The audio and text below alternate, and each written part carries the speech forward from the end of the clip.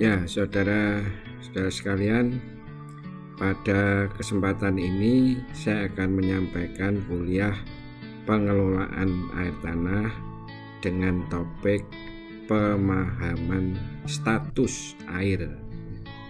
Jadi topik ini penting karena di dalam mempelajari dan memahami pengelolaan air tanah yang selalu berkaitan dengan manusia, maka status air ini harus dipahami dengan baik.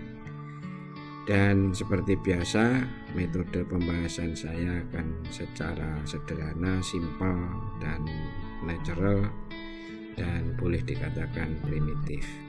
Ya, kita mulai.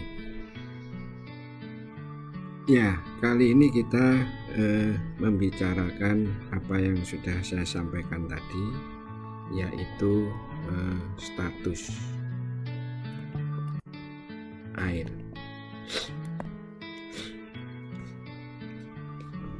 Jadi sekali lagi yang saya maksud air di sini adalah sesuai dengan undang-undang kita, undang-undang SDA, bahwa air itu adalah air yang ada di daratan, baik di atas, di muka, di bawah permukaan, dan sedikit air laut di daratan. Dengan demikian, air di sini sebagian besar adalah air tawar. Ya, ini sudah saya jelaskan di video yang lain. Ya, otomatis adalah air yang diperlukan untuk mensupport kehidupan makhluk hidup. Ya, dan air tawar yang saudara kita lihat di sini adalah ini sebagian besar adalah air tanah. Ini boleh dikatakan 90% dan air permukaan sekitar 10%. Ya, itu dulu. Nah, sekarang air ini kenapa harus dibahas dengan serius statusnya? Karena air ini adalah jelas kebutuhan vital yang tidak tergantikan, ya, tidak tergantikan dengan zat apapun, sehingga ini sesuai dengan undang-undang kita bahwa air ini adalah dikuasai oleh negara, gitu ya, sesuai undang-undang dasar kita, ya, untuk apa? Untuk kemakmuran rakyat Indonesia.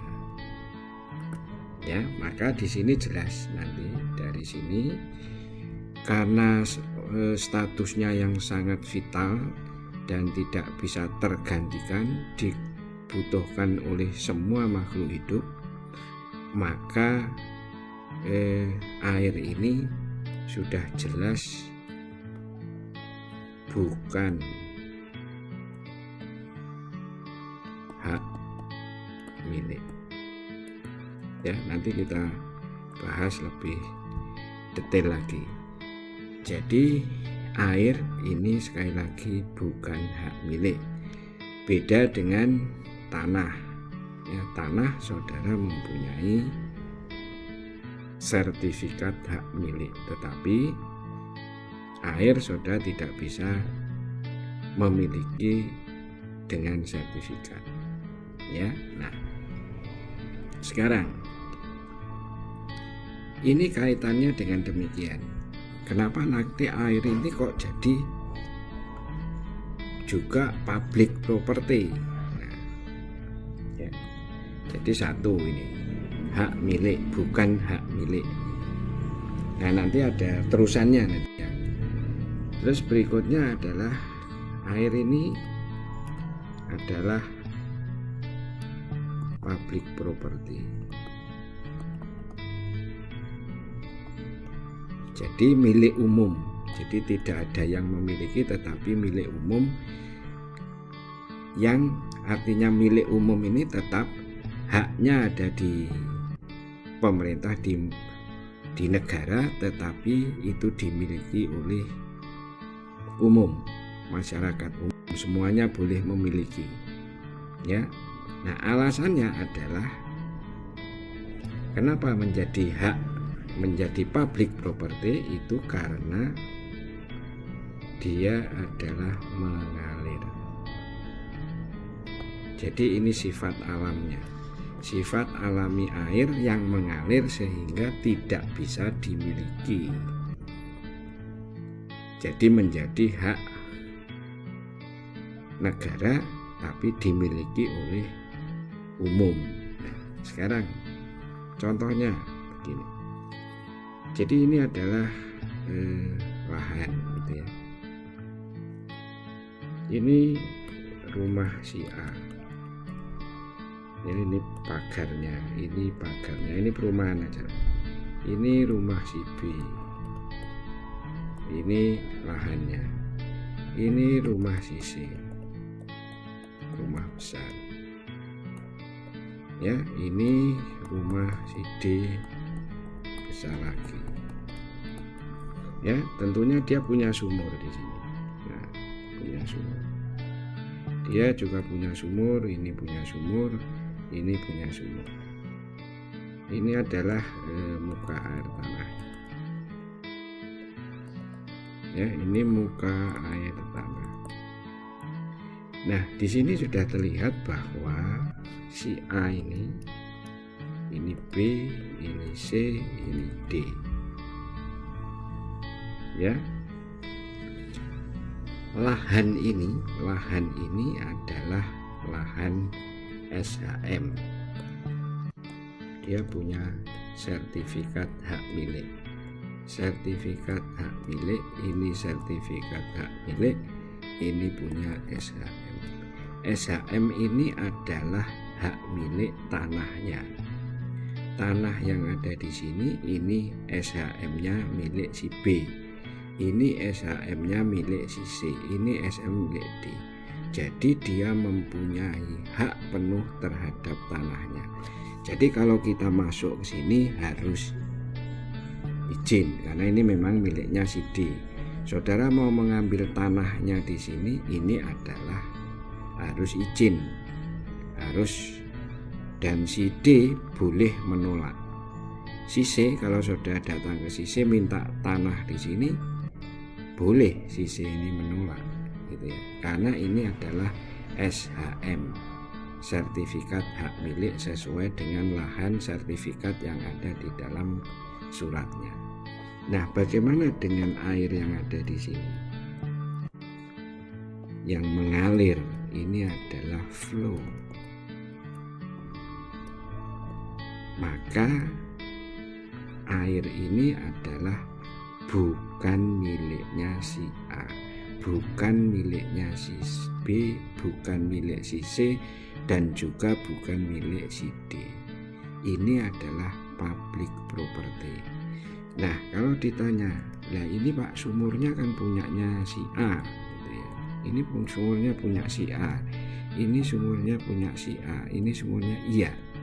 Yang punya si A itu adalah bangunannya, sumurnya itu punya si A. Si B ini punya hak milik terhadap bangunan sumurnya. Sumur-sumur ini adalah hak masing-masing A, B, C, D. Tetapi air yang ada di dalam itu adalah hak, bukan hak A, B, C, dan D. Ini adalah milik semua orang yang dikuasai oleh negara. Nah, berarti ini sama dengan apa? Kalau saudara lihat, sama dengan udara yang ada di sini. Nah, udara yang lewat di sini apakah ini punyanya si A? Bukan. Apakah yang di atasnya B punya si B? Bukan. Di atasnya bukan. Ini mengalir. Dihirup si A, habis itu dihirup si B, dihirup si C, dihirup si D, dan orang lain. Baru masuk di sini, setelah itu keluar ke sini, keluar ke sini, keluar ke sini, keluar ke sini. Semuanya adalah masuk di dalam flow, mengalir, sama dengan yang mengalir di bawahnya. Jadi ini sebetulnya juga public property. Tidak bisa dimiliki, bukan berarti udara yang di sini milik saudara. Bukan, yang milik saudara atau ini adalah sini, lahannya. Jadi setiap orang itu sebetulnya bertanggung jawab terhadap air dan udara ini kalau kita bicara udara. Jadi air, sekarang kita bicara air aja. Air ini semua orang bertanggung jawab terhadap keberadaan air ini. Jadi pada waktu berada di A, di lahannya A, karena ini bukan miliknya dia, ini milik orang, maka boleh dia memanfaatkan untuk kepentingan hidupnya, boleh menghidupnya, ya, tetapi dia harus punya kewajiban untuk merawat yang lewat di daerahnya. Sama seperti ini, saudara seharusnya kalau saudara bakar-bakar di sini kemudian udaranya rusak, banyak asap, sebetulnya itu juga nggak boleh, itu merugikan orang lain. Demikian juga saudara membuat polusi di sini, ini akan memberikan polusi pada orang lain, merugikan orang lain. Jadi tidak boleh. Jadi inilah sebetulnya yang menggambarkan bahwa yang menjadi hak milik itu adalah tanahnya, bangunannya. Yang di bawah flow itu bukan hak miliknya. Ini adalah public property. Ya. Nah, sekarang terus haknya apa? Hak ini apa? Haknya si AB ini apa? Kan saya juga menggunakan. Ini juga menggunakan untuk minum, mandi, makan dan sebagainya. Nah, hak di sini adalah di dalam undang-undang yang dulu yang nomor 7 2004 SDA, maka air ini adalah karena bukan hak milik, maka dia adalah hak guna. Nah, ini nanti kita bahas lagi. Di dalam undang-undang yang lama yang dibatalkan, itu jelas sekali bahwa air itu adalah hak guna. Saudara berhak untuk menggunakan. Karena apa? Karena memang kita membutuhkan air. Kita membutuhkan air untuk hidup. Jadi saudara punya hak untuk menggunakan, tapi tidak punya hak untuk memiliki. Nah, itu adalah hak guna namanya. Ya, nah sekarang contoh lain.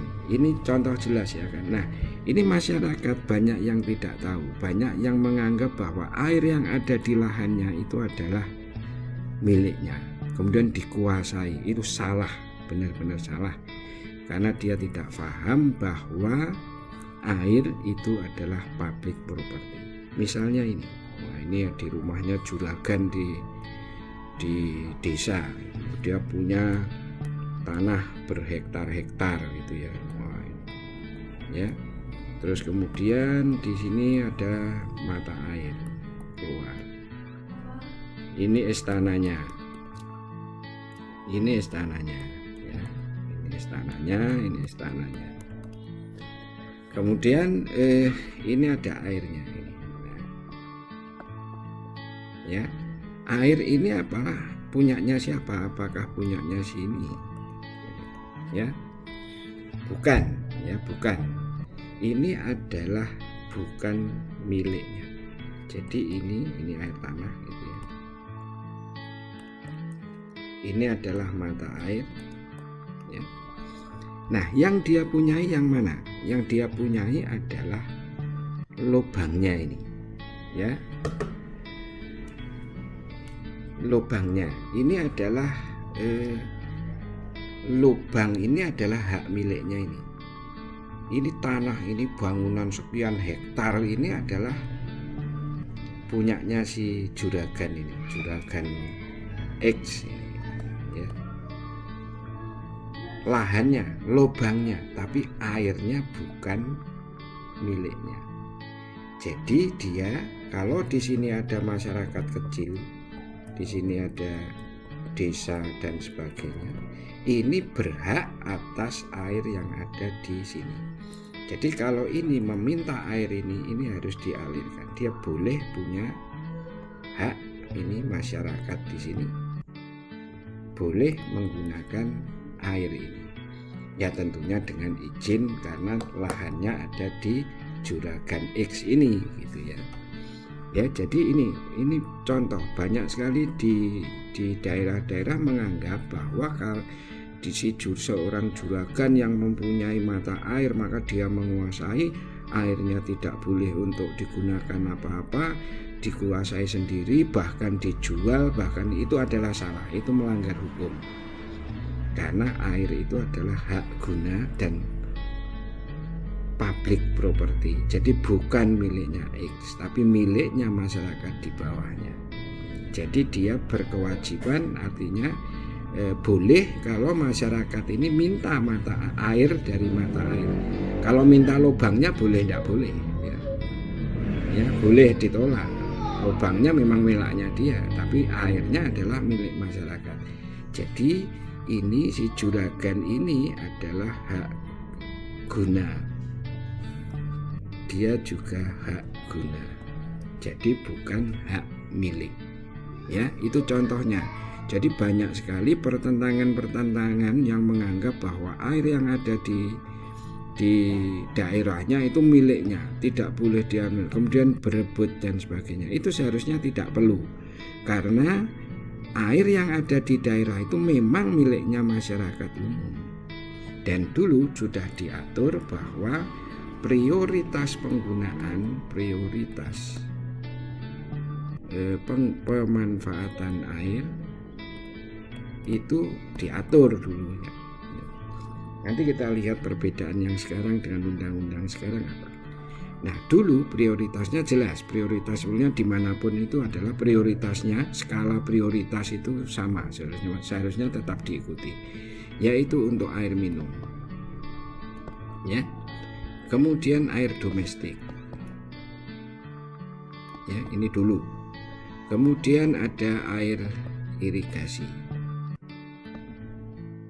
ya untuk pertanian, kemudian ada air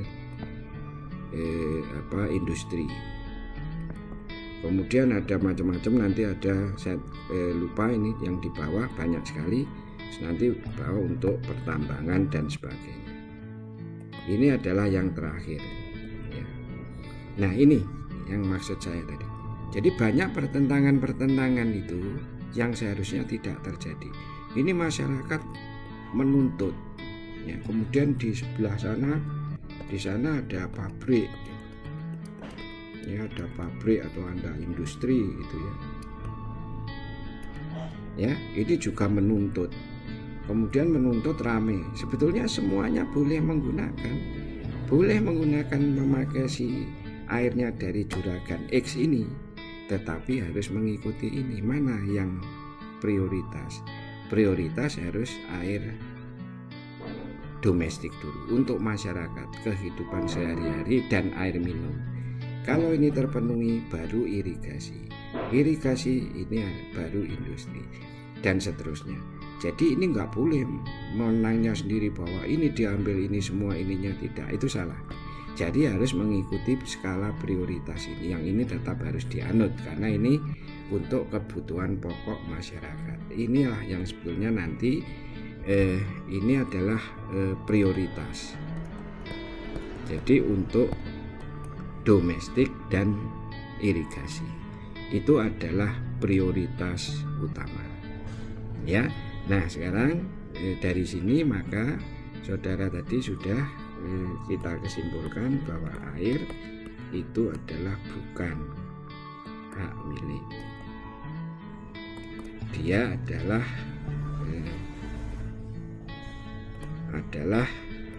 hak guna ya.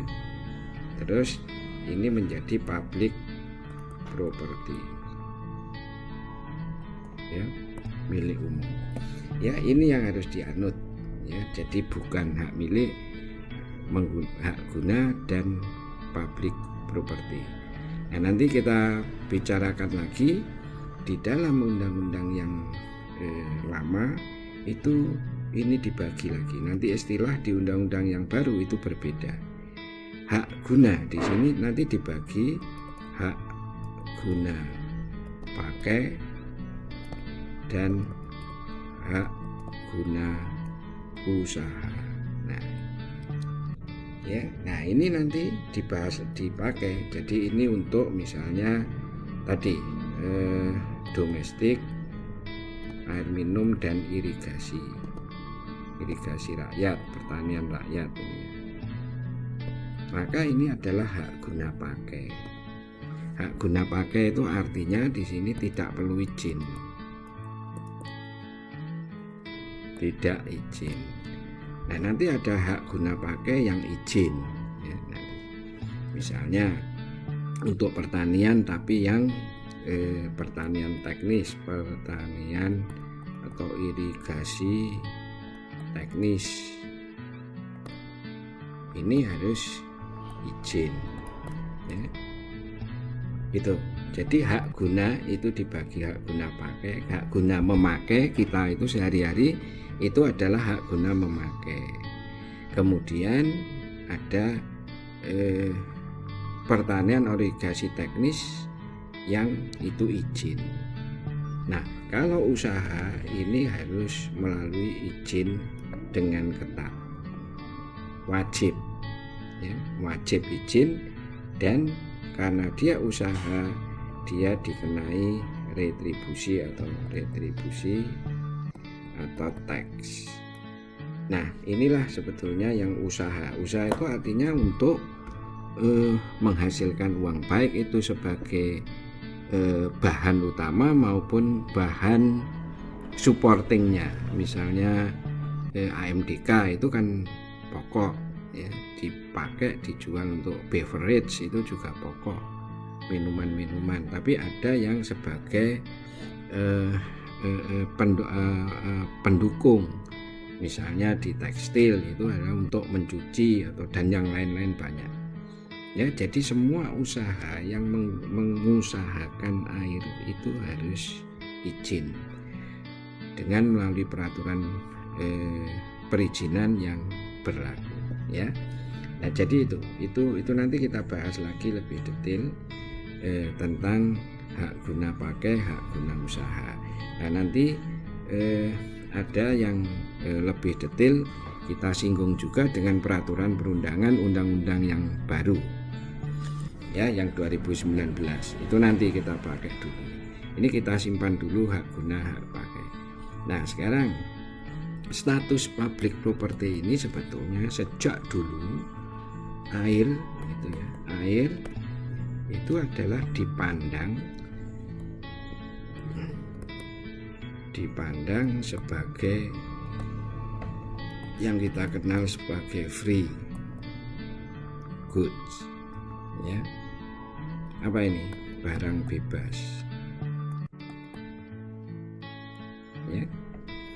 Kemudian yang bebas itu artinya air itu bebas dulu, tidak ada yang namanya jualan, itu tidak ada jualan air pada 20 atau 30 tahun yang lalu ya. Air khususnya di negara kita itu tidak ada jualan air gitu ya. Semuanya ya bebas. Begitu gampangnya saudara masuk ke rumah orang minta air, dikasih air ya. Air begitu melimpah dan sebagainya. Jadi ini dipakai sebagai barang bebas atau bisa disebut sebagai social goods ya. Jadi barang sosial. Nah di dalam perkembangannya air itu dipandang saat ini sebagai economic goods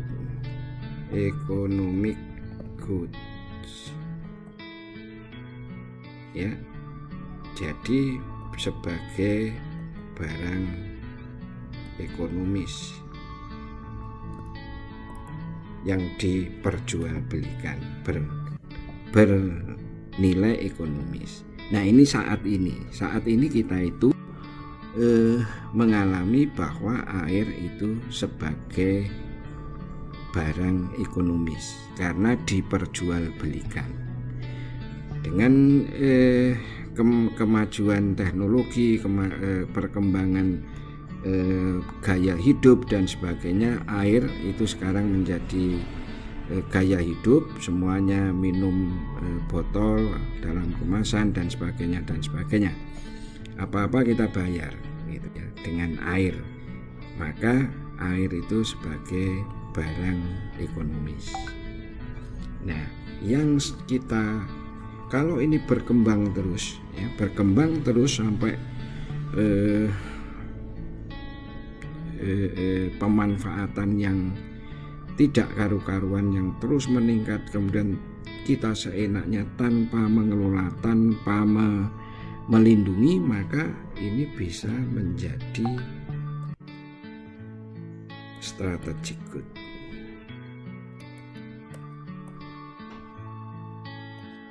Ini adalah barang strategis. Nah, kalau sudah menjadi barang strategis, ini sangat berbahaya. Jadi kita harus melakukan pengelolaan, kita harus melindungi, mengawasi pemanfaatan sumber daya air agar dia tidak menjadi strategic goods, tidak menjadi barang yang strategis seperti minyak bumi atau mungkin sebagai sumber daya energi yang lain seperti uranium, ya, barang-barang yang strategis. Maka kalau sudah seperti itu, maka itu berbahaya. Kita bisa perang karena air, bukan perang karena BBM atau kandungan uranium atau atom dan sebagainya, tapi kita perang karena air, ya. Itu artinya kalau sudah seperti itu, air itu sudah sebagai barang yang strategis. Itu harus dihindari. Jadi air itu maksimum hanya sebagai economic goods, ya. Maka kita melakukan pengelolaan, kita melakukan perlindungan, kita melakukan segala upaya agar sumber daya air ini sustainable, ya. Syaratnya di sini, syaratnya agar tidak ke bawah itu adalah water sustainability, keberlanjutan sumber daya, water resource sustainability. Jadi keberlanjutan sumber daya air itu harus dijaga. Kalau sudah tidak terjaga, maka dia akan melonjak menjadi barang strategis. Ya, mungkin saudara pernah lihat itu film tahun 80-an yang sekarang masih ada di Netflix. Itu dulu tontonan saya waktu di mahasiswa. Itu bintang filmnya itu Mel Gibson gitu ya, Mad Max 1 atau Mad Max itu perang, ya, perang karena memperebutkan sumber air, perang karena memperebutkan sebuah danau air tawar. Itu contoh bahwa air itu sudah menjadi strategic good, ya. Nah, itu status air yang harus saudara pahami. Nah, setelah ini kita coba melihat status air yang di kita pada waktu kita menganut atau ada undang-undang SDA tahun 2007 nomor 7 2004 dan juga undang-undang yang baru nomor berapa itu 17 yang tahun 2019. Ya, nanti kita lihat di sana perbedaannya. Nah, ini saya akan meneruskan yang tadi, ya. Ini lebih pada supaya saudara lebih memahami tentang hak air tadi, ya. Jadi ini menurut UU di SDA yang 7 2004 yang sekarang sudah tidak berlaku, ya, sekarang nanti digantikan oleh yang baru. Tapi nggak apa-apa. Ini adalah untuk menggambarkan betapa pentingnya pemahaman hak air, ya. Apapun, walaupun secara undang-undang tidak berlaku ini, tetapi hak air itu tetap bukan hak milik, ya. Nah, ini di sini lebih jelas sebenarnya di dalam memahami hak guna tadi, supaya lebih memahami tentang status tadi, ya. Jadi ini baik itu penggunaan, pengeboran, penggalian, pengambilan, itu kan ada dua sebetulnya. Satu dipakai, satu diusahakan, ya. Orang memakai ini dengan cara apapun mengambil air tanah itu adalah dipakai dan diusahakan.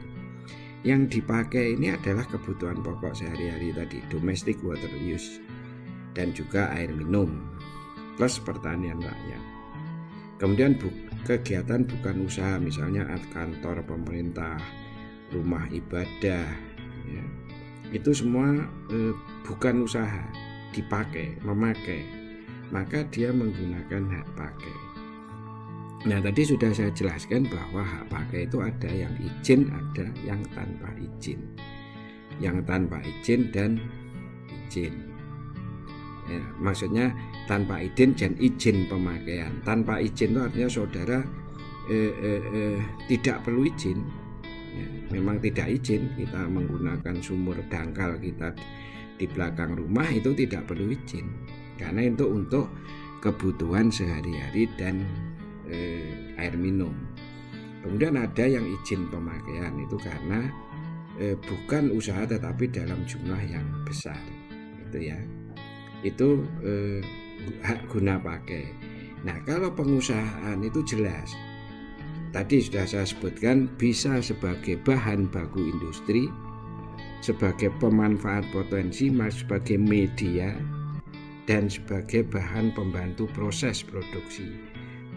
Ya, hanya untuk membantu, bukan dijual airnya, tapi untuk membantu proses.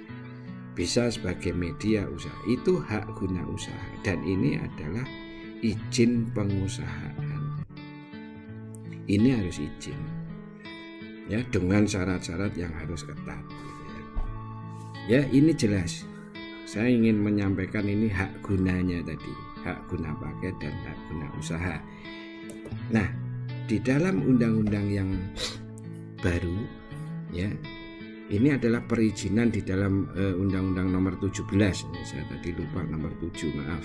17 tahun 19 tentang SDA.